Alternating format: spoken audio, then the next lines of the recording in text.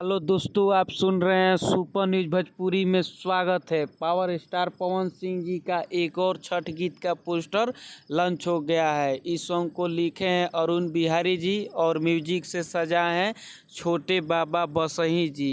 इस सॉन्ग का टाइटल रखा गया है पटना के घाट। क्या यूनिक टाइटल है।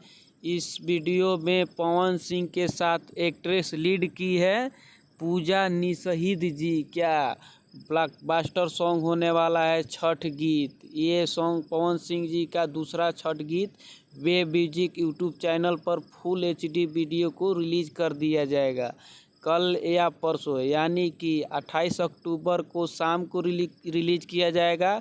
यानी नहीं किया जाएगा तो 29 तारीख को सुबह 6 बजे वेब म्यूजिक यूट्यूब चैनल के माध्यम से फुल एचडी वीडियो रिलीज किया जाएगा। इस सॉन्ग को जाइए खूब सारा प्यार से बात दीजिए।